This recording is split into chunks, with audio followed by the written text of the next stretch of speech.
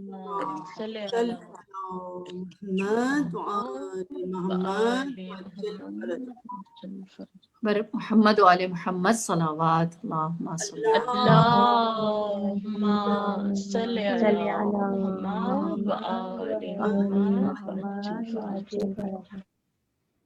برائے تشریف آوری رحمت للعالمین و امیر المؤمنین و سیدۃ النساء العالمین و ائمۃ الطاہرین بآواز بلند تر صلوات اللہم اللهم صل على محمد وآل محمد وعجل فرجهم. سورہ فاتحہ. بسم اللہ الرحمن الرحیم. الحمد للہ رب العالمین الرحمن الرحیم مالک یوم الدین ایاک نعبد و ایاک نستعین اهدنا الصراط المستقیم صراط الذین انعمت علیہم غیر المغضوب علیہم ولا الضالین. بسم اللہ الرحمن الرحیم. قل هو اللہ احد اللہ الصمد لم یلد ولم یولد ولم یکن له کفوا احد. بسم اللہ الرحمن الرحیم. قل هو اللہ احد اللہ الصمد لم یلد ولم یولد ولم یکن له کفوا احد. بسم اللہ الرحمن الرحیم. قل هو اللہ احد اللہ الصمد لم یلد ولم یولد ولم یکن له کفوا احد. صدق اللہ العلی العظیم. اللهم اغفر للمؤمنین والمؤمنات والمسلمین والمسلمات الاحیاء منهم والاموات تابع بیننا وبینهم بالخیرات انک مجیب الدعوات انک علی کل شیء قدیر. صلوات اللهم صل على محمد وآل محمد وعجل فرجهم. اعوذ باللہ من الشیطان الرجیم. بسم اللہ الرحمن الرحیم. الحمد للہ الذی لا يحصی نعماہ العادون ولا يؤدی حقه المجتہدون الذي ليس لصفته حد محدود ولا نعت موجود ولا أجل ممدود فطر الخلائق بقدرته ونشر الرياح برحمته. الصلاة والسلام على المهيمن على رسله والخاتم لأوصيائه والشافع إليه والمكين لديه والمطاع في ملكوته الأحمد من الأوصاف الأبي القاسم محمد صلوات اللهم صل على محمد وآل محمد وعجل فرجهم. وعلى أهل بيته الطيبين الطاهرين المعصومين المظلومين سيما بقية الله في أرض روحي وأرواحنا الفداء. أما بعد فقد قال الله تبارك وتعالى في القرآن المجيد والفرقان الحميد. بسم الله الرحمن الرحيم. جاء الحق وزهق الباطل إن الباطل كان زهوقا. صلوات اللهم صل على محمد وآل محمد وعجل فرجهم أجمعين. پروردگار عالم نے حق کی فطرت کو ایسا رکھا ہے کہ وہ بہر طور غلبہ پانے والی ہے اور باطل جھاگ کی مانند ہے جو چاہے جتنی ہی کیوں نہ چڑھ جائے جتنا ہی زیادہ اوپر کیوں نہ آ جائے سر انجام اس نے ختم ہی ہو کر رہنا ہے. آج ہم آغاز کریں گے خانوادہ بنی ہاشم آل اطہار اولاد رسول علیہ الصلاۃ والسلام کی شہادت سے. جیسے جیسے ہمارے روز ایام ساعات عاشورہ کے نزدیک ہوتی جاتی ہیں ویسے ویسے کیفیت جو کربلا کی ہے کیفیت جو عاشورہ کی ہے اور شہادت تذکرے مصائب ہمیں آمادہ عاشورہ کرتے ہیں. ہم اس بات کا اعتراف 1400 سال پہلے کر چکے تھے کہ ہم گرچہ فجر سے عصر تک پوری عاشورہ ہو گئی تھی لیکن ہم محبان سید الشہداء میں اتنی طاقت نہیں ہے کہ ہم ایک دن میں وہ سارے مصائب سن سکیں اور ان کو اپنی آنکھوں میں یا اپنے محدود سے وجود میں جگہ دے سکیں.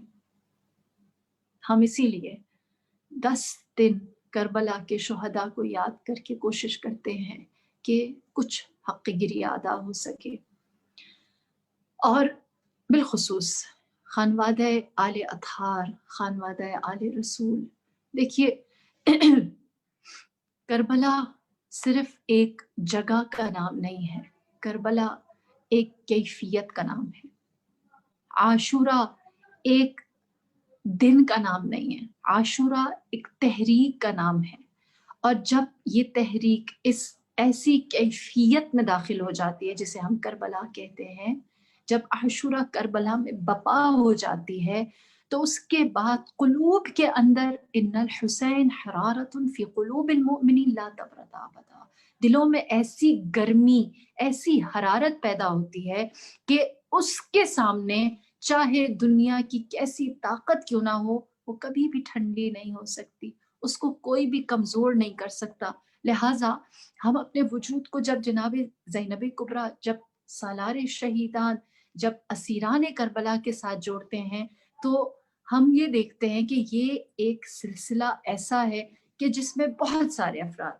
دیکھیے جناب زینب کبریٰ، ہم زیادہ زیادہ مجلس جو ہے وہ 50-55 منٹ کی ہوتی ہے، اور اگر ہم آل اطہار کے مصائب شروع کرنا چاہتے ہیں تو اس کے لیے ہمارے لیے شاید یہ زندگی تھوڑی ہے کہ ہم میں یہ بات پہنچا سکوں کہ ہم کن ایام میں داخل ہو رہے ہیں، ہم کس روز کی جانب جا رہے ہیں. کربلا کے لیے آمادہ ہونا اور اس کے لیے اپنے دل کو تیار کرنا، یقین جانیے کہ یہ ساعات بہت تھوڑی ہے. اس لیے میں چاہوں گی کہ ہم تھوڑا ادھر سے شروع کریں جس سے ہم اس منزل پر پہنچ سکیں کہ کیوں سرزمین کربلا، آل اطہار، خاندان رسول بعد میں فدا ہوتے ہیں، غلام پہلے، یاران اس کے بعد،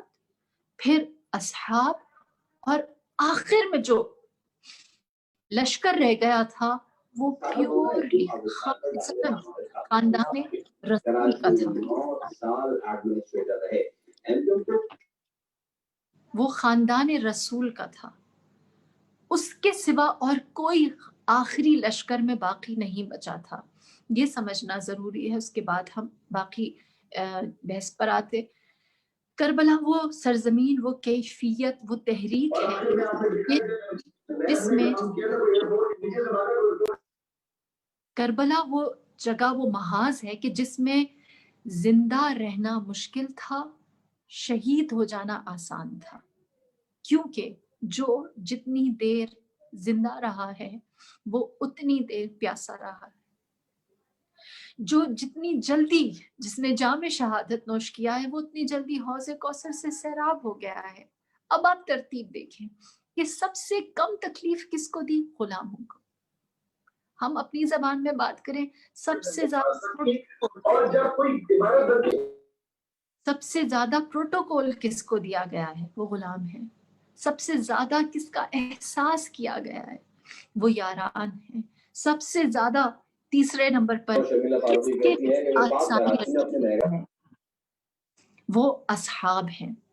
لہٰذا جس نے سب سے زیادہ مصائب اٹھائے ہیں، مشکلات اٹھائی ہیں، جس نے سب سے زیادہ پیاس کاٹی ہے، جس نے سب سے زیادہ گرمی دیکھی ہے، وہ آل رسول ہے، وہ خانواد رسول ہے، وہ زہرا کلال ہے، وہ اولاد عقیل ہے، وہ اولاد جعفر طیار ہے، وہ اولاد جناب ام البنین ہے، وہ اولاد علی بن ابی طالب ہے. یہاں سے سمجھ میں آتا ہے کہ کربلا میں مرنا آسان تھا، کربلا میں جینا مشکل تھا. عصر تک جو پیاسا رہا ہے، زندہ رہا ہے، اس نے سب سے بڑا جہاد کیا ہے. اور پھر کچھ کردار کربلا کے ایسے ہیں کہ جو کربلا میں موجود نہیں تھے لیکن انہوں نے کربلا بپا کی تھی، اپنے اپنے علاقے، اپنی اپنی جگہوں میں رہتے ہوئے. جن میں سے دو کردار جن کا آج تذکرہ ضروری ہے، آج کے دن ان کا تذکرہ ضروری ہے. ایک جناب فاطمہ الزہرا، جنہوں نے جب اپنا خطبہ آپ نے ارشاد کیا مدینے میں فتح کے واقعے کے بعد، اس کے سانحے کے بعد، تو اس وقت جناب فاطمہ الزہرا کے خطبے کا وہ حصہ کربلا کی پیشن گوئی اور کربلا کے لیے مقدمہ بنانے والوں کی غفلت کی جانب آپ نے اشارہ کیا. آپ نے فرمایا آج جناب فاطمہ الزہرا نے کربلا بپا ہوگی.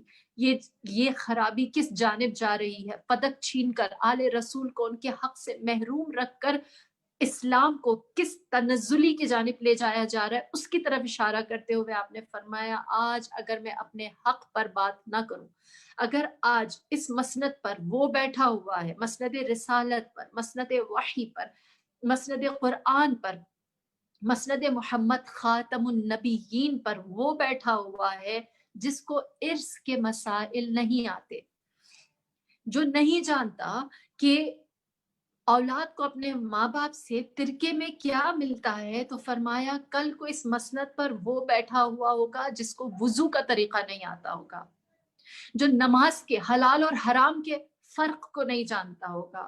اور ایسا ہی ہوا کہ مسند رسالت پر بیٹھا ایک شخص یزید ابن معاویہ یہ کہتا تھا کہ محمد نے شراب کو حرام قرار دیا، سونے اور چاندی کے برتنوں کو حرام قرار دیا، لو میں نے اسے حلال کر دیا، اور پھر اس کے گناہوں کی لمبی فہرست ہے، ہم کیوں اس کا ذکر کریں۔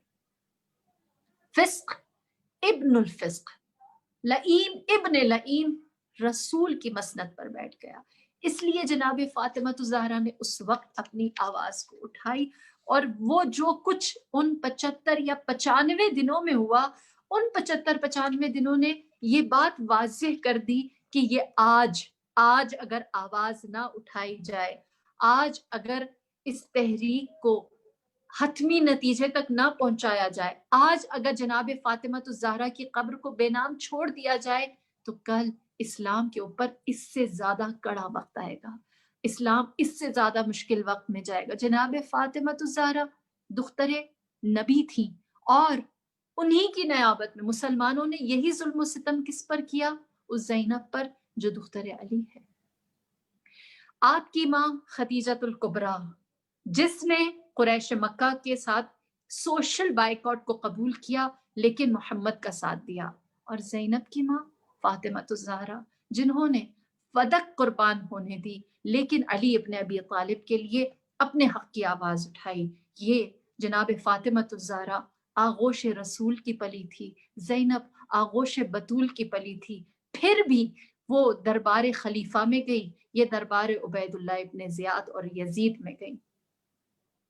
دیکھیے جناب فاطمہ الزہرا نے اپنے دونوں بیٹوں کو فدا قربان کر دیا، ان کی خبر سنی، ان پر گریہ کیا، ان کے چاہنے والے اور ان کے چاہنے والوں کے چاہنے والوں کے لیے بی بی نے شفاعت اور جنت کا مطالبہ کیا۔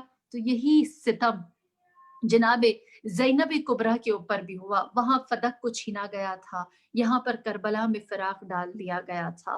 جناب فاطمہ الزہرا شریکت الرسول، شریکت المرتضیٰ تھی، جبکہ جناب زینب کبریٰ کی ذات شریکت الحسن، شریکت الحسین اور شریکت الزین العباد تھی۔ وہ فدق کا خطبہ انصار، مہاجرین اور اصحاب کے درمیان دیتی رہی تھی۔ یہ بی بی خطبہ کوفہ ابن زیاد اور یزید ملعون کے سامنے دیتی رہی تھی۔ جناب فاطمہ الزہرا نے فرمایا تھا صبت علیہ مصائب، میرے اوپر اس طرح کی مصیبتیں ٹوٹی ہیں کہ اگر یہ روشن دنوں پر پڑتی تو یہ تاریک راتوں میں بدل جاتی، اور یہ ستم اس وقت نہیں روکا گیا۔ اسی لیے جناب زینب کبریٰ ام المصائب کہلائیں، مصیبتوں کی ماں کہلائیں۔ ہاں، جناب فاطمہ الزہرا نے اولاد کو درد دیا تھا، یہاں پر اولاد کا درد جناب زینب کبریٰ نے دیکھا تھا۔ ایک پر جلتا ہوا دروازہ گرایا گیا، امت خاموش رہی، اسی لیے دوسری بی بی کے اوپر جلتا ہوا خیمہ اور تازیانہ مارا گیا۔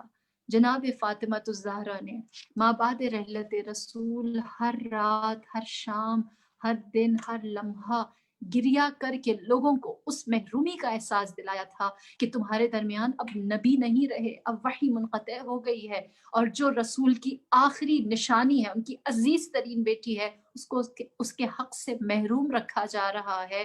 تو آپ کی ہر شام، جناب فاطمہ الزہرا کی ہر شام جو آپ نے جنت البقیع میں گزاری، جو آپ نے بیت الاحزان میں گزاری، وہ شام غریباں تھی۔ اور جناب زینب کبریٰ نے بھی شام غریباں گزاری، ہم سب اس شام غریباں جانتے ہیں۔ یہ ستم نہیں روکا گیا، اور یہ ستم جو جناب فاطمہ الزہرا سے لے کر ان کی اگلی نسل تک آیا، مسلمانوں نے اسلام کے نام پر کیا، اسلام کے نام پر کیا۔ لہٰذا کچھ کردار اٹھ کر آئے، کچھ ہستیاں ایسی آئیں کہ جنہوں نے معاونت کی ہے، جنہوں نے استقامت دکھائی ہے. ہم کہیں کہیں ہم بطور عزادار کچھ ناانصافیاں کر جاتے ہیں جو ہمیں نہیں کرنی چاہیے. کچھ ہستیاں ایسی ہیں جن کا کردار کربلا میں بہت کلیدی رہا ہے، لیکن ہم ان کا تذکرہ نہیں کرتے، اور آج ان کا تذکرہ یا ان کے لیے اظہار عقیدت یا ان کی شخصیت کا احیاء بہت لازمی ہے، کیونکہ اگر وہ ہستی نہ ہو تو کبھی بھی کربلا ایک ایسی کامیاب تحریک ہمارے سینوں میں اس حرارت کے ساتھ زندہ نہ ہوتی، جو ہیں جناب زینب کبریٰ کے شوہر جناب عبداللہ ابن جعفر طیار. آپ کی بھی قربانی ہے. ہمیں چاہیے کہ جب ہم جناب زینب کبریٰ کو یاد رکھیں تو جناب زینب کبریٰ کے جو شوہر تھے، جنہوں نے وقت عقد بی بی کے اس جذبے کو نہ صرف یہ کہ قبول کیا، اس کا احترام کیا. آپ جانتے ہیں جناب عبداللہ ابن جعفر طیار جو خود جعفر طیار کے پوتے ہیں، فرزند ہیں، بیٹے ہیں، آپ جناب زینب کبریٰ کو کیا کہہ کے مخاطب فرماتے تھے؟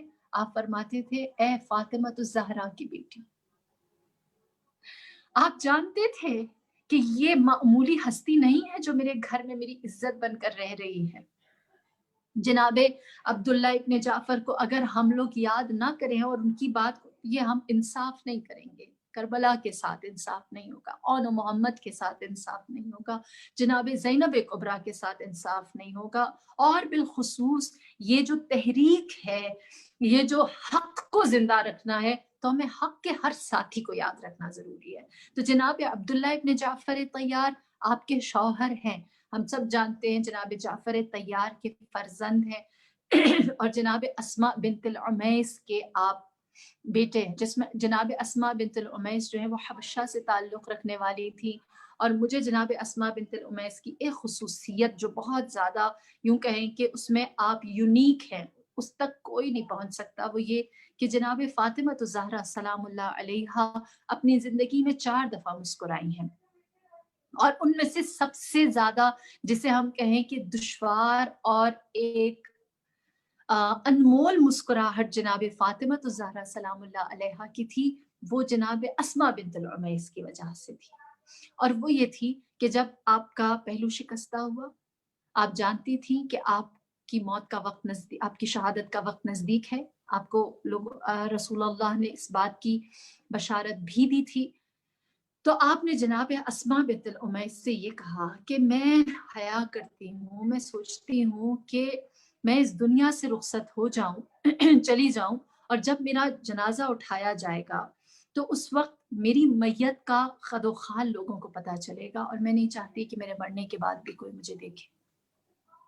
جناب اسماء حبشہ سے تعلق رکھتی تھی، تو انہوں نے تابوت کا کانسیپٹ دیا، جو ہمارے ہاں اب تو بہت عام ہو چکا ہے، لیکن مدینے میں یہ ایک کامن پریکٹس نہیں تھی. لہٰذا آپ نے جب بتایا کہ اس طرح سے تابوت میں رکھا جاتا ہے، اس سے پتہ نہیں چلتا کہ اندر کون ہے اور کس جسامت کا حامل ہے، اور حجاب اور پردہ بھی باقی رہتا ہے. تو جناب فاطمہ الزہرا ان 75-95 دن ماں بعد رحلت رسول، ہم سب جانتے ہیں کہ بی بی کے لیے یہ ایام کتنے دشوار تھے، تو بی بی ان 75-95 دنوں میں جو واحد ایک دفعہ مسکرائی ہیں وہ اسماء بنت العمیس کے اس آئیڈیا کے اوپر کہ آپ نے فرمایا کہ ہم ایک کافن یا ایک تابوت بنا سکتے ہیں جس کے اندر آپ کے جسد کو رکھیں گے، بے شک مرد اٹھائیں لیکن کسی کو آپ کے خد و خال کا یا جسم کا یا آپ کے حجاب خیال برقرار رہے گا. یہ اسماء بنت العمیس ہیں. اور جناب اسماء بنت العمیس ان ہستیوں میں بھی شامل ہیں جنہوں نے مقام غدیر، جب رسول اللہ نے ماہ ذی قعدہ میں اعلان کیا، فرمایا کہ میں اپنی زندگی کا آخری حج کرنے جا رہا ہوں، تم میں سے جو چاہتا ہے مجھ سے ملحق ہونا وہ مجھ سے ملحق ہو جائے.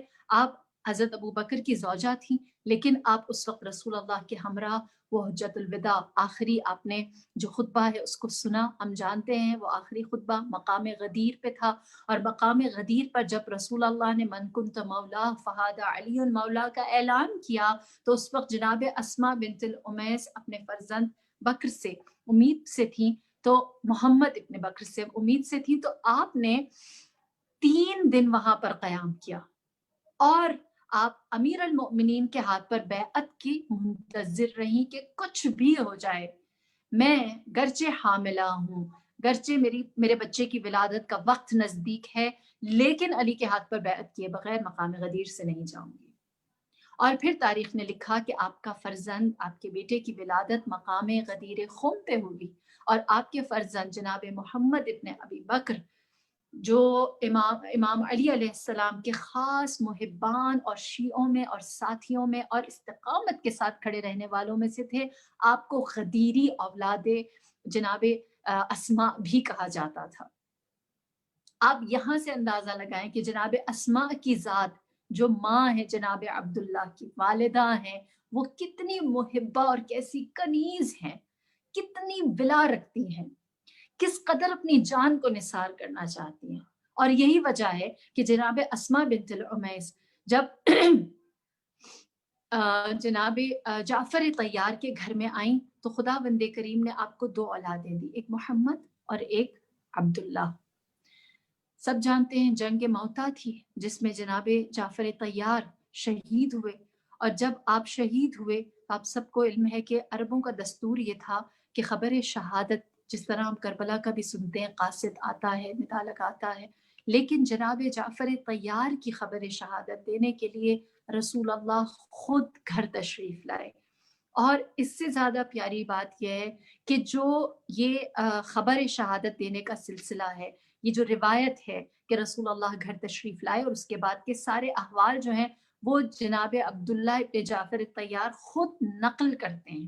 آپ خود نقل کرتے ہیں، فرماتے ہیں کہ ہم اپنے گھر میں تھے، رسول اللہ تشریف لائے، آپ نے میرے بالوں پر اپنے ہاتھوں کو پھیرا، میری پیشانی کا بوسہ لیا، آپ نے میرے گلے کا بوسہ لیا، آپ میرے ہاتھوں کو چومتے اور فرماتے کہ میں تم سے کتنی محبت کرتا ہوں، تم جانتے ہو تم میرے لیے اپنے بابا جیسے ہو، یعنی جعفر طیار جو آپ کے بھائی تھے۔ آپ نے فرمایا کہ تم میرے لیے میرے بھائی جیسے ہو، اور محبت اور شفقت کے ساتھ پیش آتے رہے۔ پھر اس کے بعد جناب اسماء بھانپ گئیں، انہیں احساس ہوا اور انہوں نے رسول اللہ سے سوال کیا اور کہا یا نبی خدا، مجھے ایسا لگتا ہے کہ آپ کوئی خیر کی خبر لے کر نہیں آئے۔ تو نبی خدا نے انہیں یہ بشارت دی اور فرمایا پروردگار عالم نے آپ کی، جملہ یہ ہے کہ پروردگار عالم نے آپ کی اور آپ کے گھر والوں کی کفالت کو قبول کر لیا ہے، اور اللہ نے مجھے آپ کا ولی، آپ کا سرپرست بنایا ہے، اور جعفر طیار کو اللہ نے جنت میں قبول کیا ہے، وہاں ان کے لیے 2 پر قرار دیے ہیں جن سے وہ بہشت میں پرواز کرتے ہیں۔ سبحان اللہ، کیا خبر شہادت دی ہے!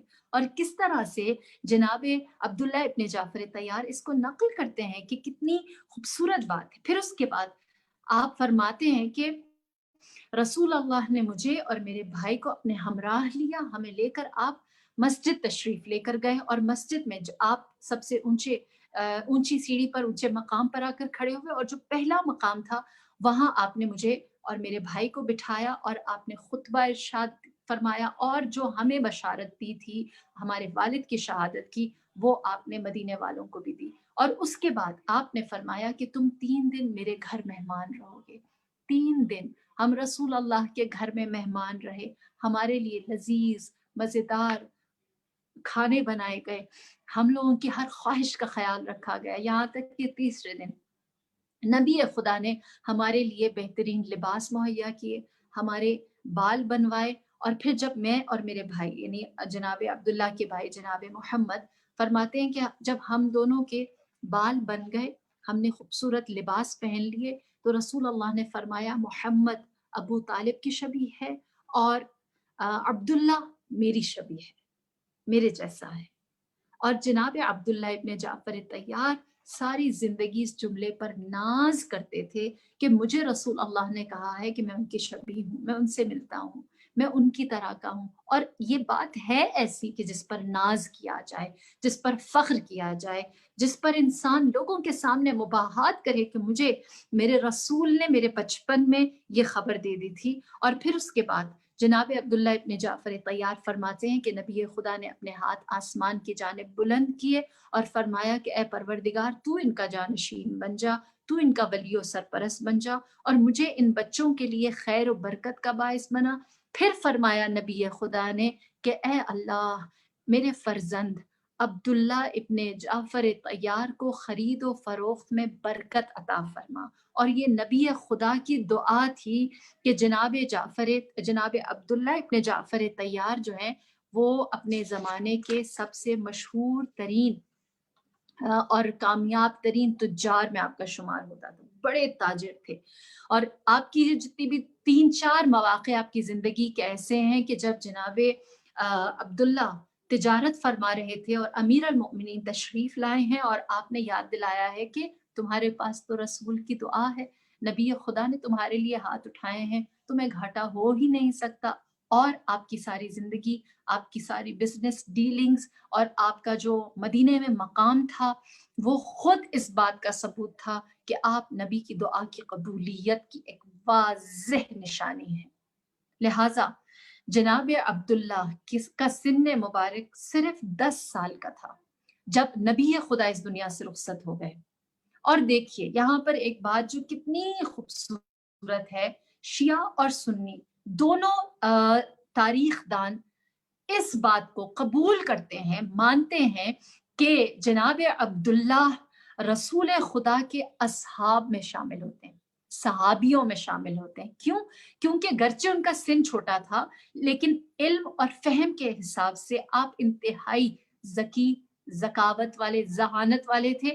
اس لیے آپ نے بہت ساری احادیث نبی سے جو سنی تھی ان کو آگے نقل کیا، اور جو نقل کیا گرچہ آپ کا سن تھوڑا تھا لیکن اس کے باوجود آپ نے اتنا درست اور اتنا بجا نقل فرمایا کہ ہر ایک نے آپ کے نقل حدیث کی تصدیق فرمائی ہے.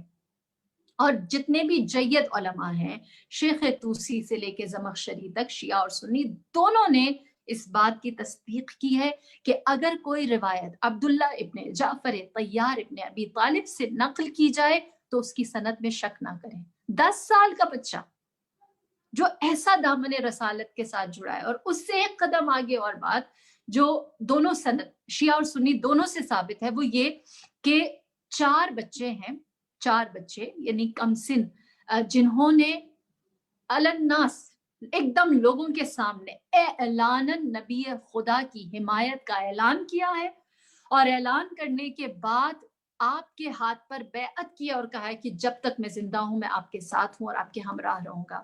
دعوت ذو العشیرہ علی ابن ابی طالب، کوئی شک نہیں، سب جانتے ہیں کہ امیر المؤمنین نے دعوت ذو العشیرہ پر کس طرح سے رسول اللہ کی حمایت کا برملا اور بار بار مکرراً اظہار فرمایا تھا، سب کے علم میں.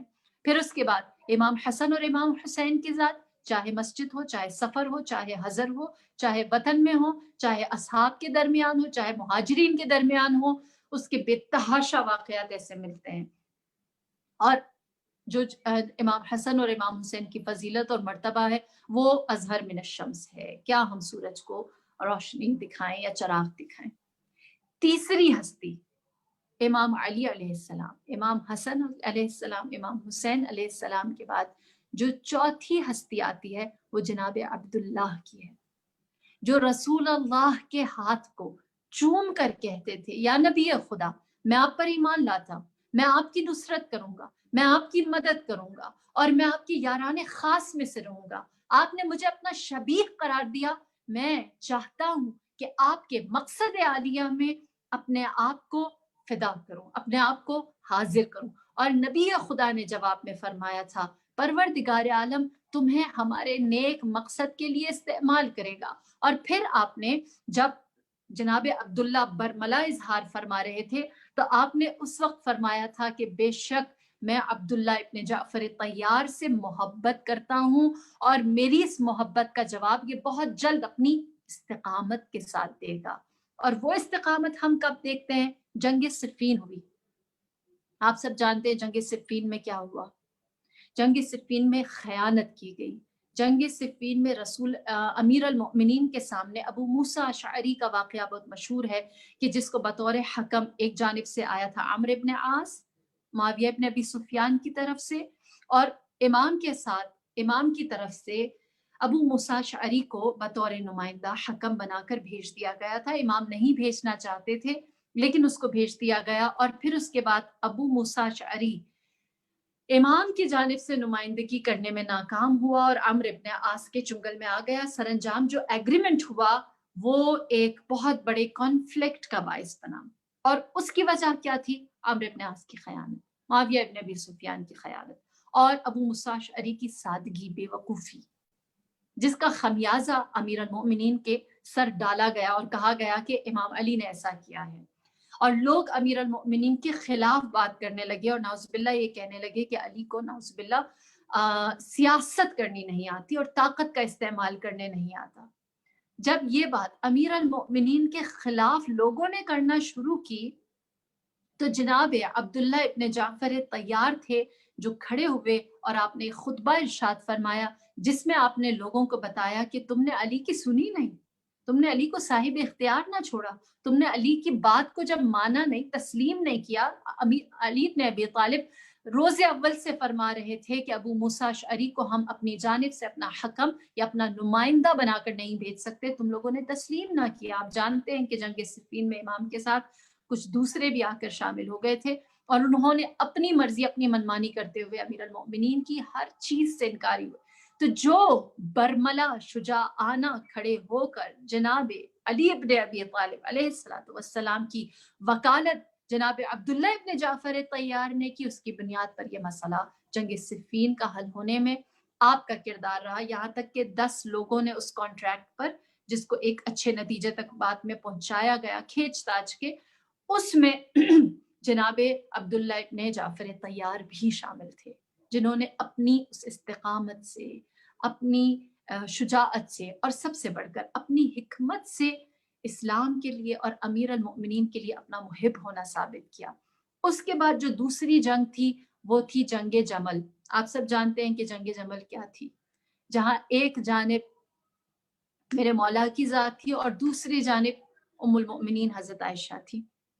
اب حضرت عائشہ نے جب یہ سلسلہ شروع کیا تو جناب عبداللہ ابن جعفر طیار اپنے ہمراہ 10,000 افراد کی فوج لے کر، افراد کو اپنے ہمراہ لے کر آپ پہنچے ہیں اس وقت بصرہ میں، اور آپ نے بصرہ میں اس لشکر کو اپنی، کیونکہ آپ جانتے ہیں جنگ جمل کا نتیجہ کیا نکلا، اور نتیجہ اس لیے نکلا کیونکہ امیر المؤمنین جنگ نہیں کرنا چاہتے تھے۔ آپ نے اپنی جسے کہیں کہ ایک پاور شو کیا اور یہ بات ثابت کر لی کہ تم شکست نہیں دے سکتے، اور آپ نے کم سے کم قتل و غارت کی، یعنی جو ایک حملہ ہوتا ہے اور دفاع صرف کیا ہے، حملہ نہیں کیا۔ لہٰذا اس جنگ جمل کی جو اسٹریٹجی تھی، جو حکمت عملی تھی، اس کو کامیاب کرنے میں بھی ایک کلیدی کردار جناب عبداللہ ابن جعفر طیار کا تھا۔ اور پھر اس کے بعد وہ سلسلہ آتا ہے جو کربلا میں شروع ہوا، اور مشہور ہے واقعہ کہ قافلہ چل پڑا، جب مکے کے نزدیک ایک مقام پر پہنچا تو جناب جعفر طیار اپنے ہمراہ جناب عون اور محمد کو لے کر آئے اور بی بی سے ملنے کے لیے امام حسین سے اذن مانگا۔ امام حسین نے فرمایا آپ شوہر ہیں، آپ کو مجھ سے کسی اجازت کی ضرورت نہیں، لہٰذا آپ جناب عبداللہ ابن جعفر طیار اپنے فرزندان کو عون اور محمد کو لے کر جناب زینب کے پاس گئے اور فرمایا کہ اگر ضرورت پڑے تو میرے ان بچوں میں سے عون کو اپنی جانب سے اور محمد کو میری جانب سے حسین پر صدقہ کر دینا، حسین پر قربان کر دینا۔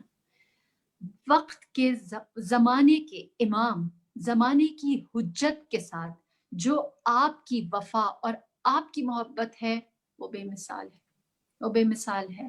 سمجھ میں آتا ہے نا کہ عون اور محمد کے اندر صرف شیر زینبی نہیں ہے، وہ خون ابو جناب جعفر طیار اور عبداللہ ایسا غیرت مند خون ہے کہ جس نے ان دو کرداروں کو، ان دو شہزادوں کو جواں مردان کربلا بنایا ہے۔ تاریخ گواہ ہے کہ جب میں نے شروع میں بیان کیا کہ کربلا میں جینا آسان تھا، جینا مشکل تھا، مرنا آسان تھا، جو جتنی دیر پیاسا رہا وہ جتنی دیر زندہ رہا وہ اتنی دیر پیاسا رہا۔ ہماری جان قربان جناب زینب کبریٰ پر شب شہادت ہے، شب عاشوراء ہے، اور تمام بیویاں اپنے اپنے خیموں میں اپنے اپنے بچوں کو لیے بیٹھی ہیں۔ کوئی ایک بیوی بھی اپنے بچے کی زندگی کی دعا نہیں مانگتی۔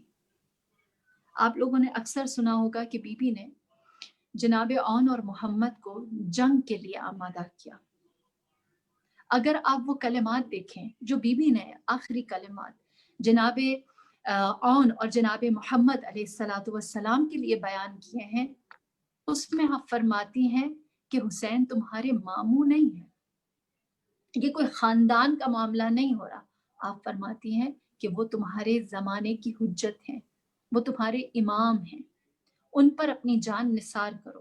اور پھر اس کے بعد جو ایک فقاہت آپ تعلیم دیتی ہیں اپنے بچوں کو، آپ فرماتی ہیں کہ جب اللہ کی حجت کے پیچھے خلق، مخلوق، افراد، باطل ان کی جان کے در پر ہو، امام وقت کے پیچھے باطل ان کی جان لینا چاہ رہی ہو، تو ہماری جانیں امام کے لیے حلال ہو جاتی. سبحان اللہ، ہماری جانیں امام کے لیے حلال ہو جاتی ہیں. شریعت اتار رہی ہے زینب اون اور محمد میں کہ دیکھو یہ تمہارا شرعی فریضہ ہے، یہ تمہارا دینی فریضہ ہے، یہ عاطفی یا ہمدردی یا محبت نہیں ہے، بلکہ تم واجب ایک فعل ہے جو تم ادا کر رہے ہو، اور یہ اگر نہیں کرو گے تو تم جواب دہ ہو، تو تم نے اپنے فرض کو انجام نہیں دیا. اس بات کو بی بی نے ارواح اذہان جناب اون اور جناب محمد نے اتارا ہے. جب یہ تعلیمات اتاری ہیں تو پھر یہ بچے جان گئے کہ کل ہم نے پیٹھ نہیں دکھانی، کل ہم نے اپنی زندگی کی دعا نہیں مانگنی. ہمارا وجود حلال اپنے امام پر، ہمارا ہونا فدا اپنے زندہ امام پر. ہم ان کی جان کی بقا کے لیے سب کچھ کریں گے، اپنے آپ کو فدا و قربان کے. یہ جذبہ ہے، یہ تعلیم ہے، یہ ویژن ہے، یہ خیال ہے. اللہ ہم سب کو بھی توفیق دے کہ ہم اپنے بچوں کی ایسی تربیت کر سکیں. ہم اپنے زندہ امام پر بھی اپنے بچوں کو اس نظریے کے ساتھ، اس سمجھ بوجھ کے ساتھ جہاد کے لیے یا امام کی نصرت کے لیے آمادہ و تیار کر سکیں. لہٰذا بی بی نے پھر ان کے حسب نسب کا جو افتخار ان کے پاس حاصل تھا اس کو بیان کیا. دیکھیے امیر المؤمنین فرماتے ہیں کہ اللہ کی نعمتوں کا تذکرہ کرنے کا حکم اللہ ہی دیتا ہے نا. میرے مولا، جب آپ سے پوچھا گیا کہ آپ کا ذکر قرآن میں کیوں نہیں ہے، اور آپ نے قرآن میں جہاں جہاں آپ کا نام ہے ان کو بتانا چاہا، تو آپ نے فرمایا کہ ایسا نہیں کہ میں فخر و مباحات کر رہا ہوں، بلکہ خدا قرآن میں کہتا ہے فَأَمَّا بِنِعْمَتِ رَبِّكَ فَحَدِّثْ، کہ اللہ نے جو تمہیں اپنی نعمتیں دے رکھی ہیں ان کا تذکرہ کرو. لہٰذا اللہ نے جو نعمتیں جناب زینب کبریٰ کو دے رکھی تھیں، آپ نے ان کا تذکرہ جناب اون اور محمد کے سامنے کیا ہے، اور آپ نے انہیں بتایا کہ تمہیں خداوند کریم نے کس عظمت سے نوازا ہے. فرمایا کہ تم حیدر کرار کے پوتے ہو جو 2 پروں کے ساتھ جنت میں پرواز کرتے ہیں. فرمایا کہ تم جعفر طیار کے پوتے ہو جو 2 پروں کے ساتھ جنت میں پرواز کرتے ہیں. اور پھر فرمایا تم حیدر کرار کے نواسے ہو کہ جو جس میدان میں جاتے تھے جب تک اپنے سامنے موجود نشانے کو دبوچ نہ لیتے تب تک واپس نہیں آتے تھے. سبحان اللہ.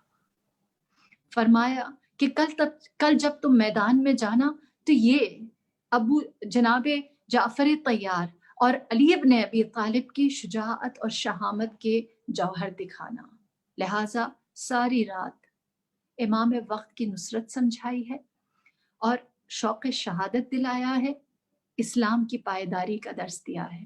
اور پھر جب جانثار اصحاب اعوان اولاد عقیل کام آ گئی تو جناب زینب کبریٰ اپنے دونوں فرزندان کے ہمراہ میرے آقا سید الشہداء کے پاس آئیں اور فرمایا کہ میری اس چھوٹی سی کوشش کو یا میرے اس صدقے کو راہ اسلام میں قبول کیجیے.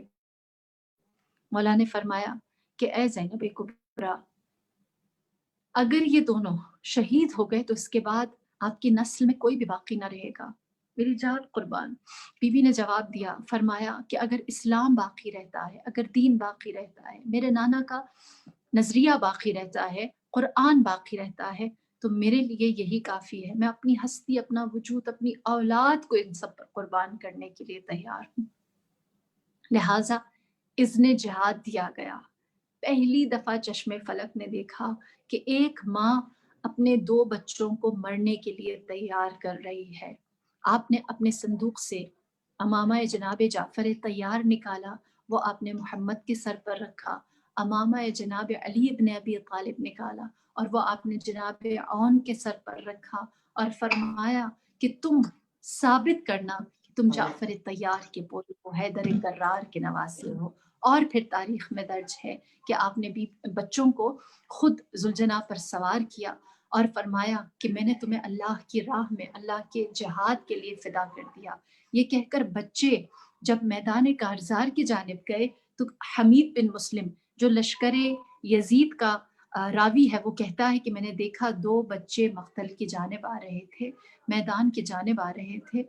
वो बच्चे ऐसे थे कि उनके तन पर सफ़ेद कुर्ते थे, उन्होंने ज़रा नहीं पहन रखी थी। जानते हैं जनाबे औनो मोहम्मद ने ज़रा क्यों नहीं पहनी थी? क्योंकि ज़रा मुजाहिदों के लिए बनाई जाती है, बच्चों के लिए नहीं बनाई जाती। ज़रा बच्चों के लिए नहीं। ये पहली दफ़ा हुआ था कि इस्लाम ऐसा तन्हा हो गया कि मैदान की जानिब जाने के लिए बच्चों ने अपने हाथों में तलवार हमाइल की थी। लिहाजा वो कहते हैं बगैर ज़रा के 2 जवान, 2 बच्चे मैदान की जानिब आए और वो रजस पढ़ते थे, वो जाफर तैयार और हैदर कर्रार का तस्करा करते थे, वो हाशमी शुजाअत की बात करते थे, वो हौज़े कौसर से सैराब होने के लिए बेताब थे।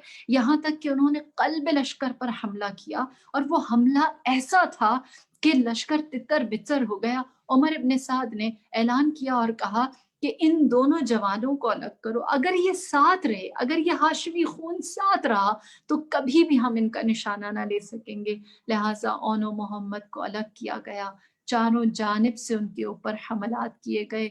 यहाँ तक कि रावी कहता है कि बच्चे इतने छोटे थे कि जब उन पर ज़रबतें आकर लगती थी तो वो या अम्मा यानी ए मामू या इमाम नहीं कहते थे, वो अपनी माँ को पुकारते थे। बच्चे इतने छोटे कि अपनी माँ को पुकारते थे। अल्लाह अल्लाह, न जाने ये कब तक आवाजें चलती रही। एक दफा आखिरी सलाम आया, अलैका मिन्नी सलाम या अम्मा या अबा अब्दुल्लाह, हमारा सलाम आखिर कबूल करना। जब मेरे मौला ने सलाम आखिर सुना, आप सोए मैदान गए, देखा 2 लाशें एक उठाने वाला, 2 लाशें एक उठाने वाला। अल्लाह जाने, मेरा मौला जाने कैसे उन लाशों को उठाया है। मसल मशहूर है, रिवायत मशहूर है कि जब भी मेरे मौला मुजाहिदीन की लाशें लेकर आते थे तो जनाब ज़ैनब कुबरा इस्तकबाल फरमाती थी। लेकिन अब जब जनाब इमाम हुसैन और मोहम्मद की लाशें लेकर आए हैं, तमाम बीवियां मौजूद, लेकिन ज़ैनब का सर सजदे में खैमे में। खुदाया मेरी कुर्बानी कबूल करना, खुदाया मेरी कुर्बानी कबूल करना। जनाब जाफर तैयार ने मदीने में बीबी से पूछा और कहा, है ज़ैनब, जब औनो मोहम्मद के लाशें आए थे तो आपने क्यों उनका इस्तकबाल न किया? तो बीबी ने उससे जवाब दिया, फरमाया मैंने सोचा कि अगर मैं औनो मोहम्मद की मैयतों पर गिरिया करूंगी कहीं मेरा भाई हुसैन मुझसे शर्मिंदा ना हो कि मेरी बहन का घर उजड़ गया, मेरी बहन के भाई, मेरे बहन के फूल मुरझा गए, उसके बच्चे न रहे। लिहाजा मैं अपने आप को हुसैन की हया की खातिर छुपाती रही। अलगर्ज जनाब ज़ैनब कुबरा ने हर शहीद पर गिरिया किया। आप माँ, आप मुझे बताइए, एक माँ के लिए बेटा क्या होता है? एक माँ के लिए बेटा आसरा होता है। एक माँ जब तकलीफ में होती है तो बेटे के सीने से लगकर उसको सहारा मिलता है। वो अपने बच्चे पर, अपने बेटे पर तकिया करती है। और अगर वो बेटा शुजा हो, अगर वो बेटा औनो मोहम्मद जैसा हो तो दिल चाहता होगा माँ का कि जब ताजियाने आकर पड़े हो तो वो उस بچے کے سر کو دیکھ کر کہے میرے آن، اے میرے محمد تمہاری شہادت کی بقا کے لیے یہ ماں تعزیانے گاتی ہے.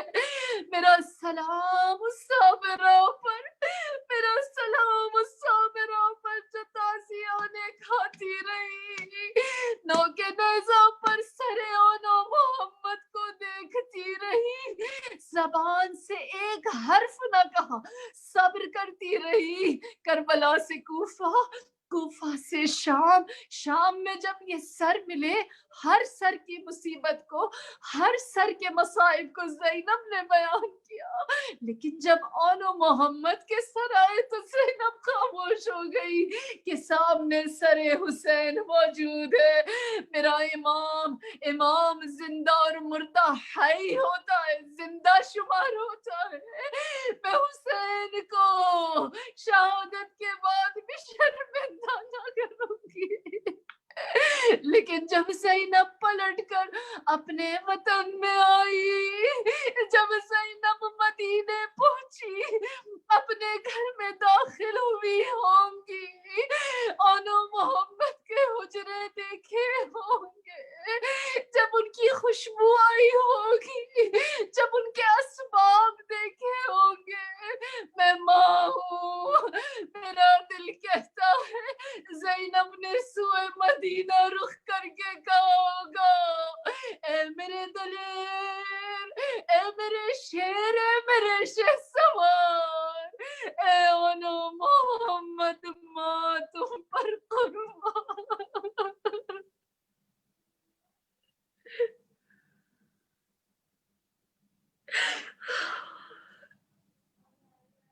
لعنة الله على القوم الظالمين، سيعلم الذين ظلموا أي القلب ينقلبون. إنا لله وإنا إليه راجعون. بسم الله الرحمن الرحيم. اللهم ادخل على أهل القبور السرور، اللهم اغن كل فقير، اللهم اشبع كل جائع، اللهم اكس كل عريان، اللهم اقض دين كل مدين، اللهم فرج عن كل مكروب، اللهم رد كل غريب، اللهم فك كل أسير، اللهم أصلح كل فاسد من أمور المسلمين، اللهم اشف كل مريض، اللهم سد فقرنا بغناك وغير سوء حالنا بحسنك وأغننا من الفقر، إنك على كل شيء قدير. آمين يا رب العالمين.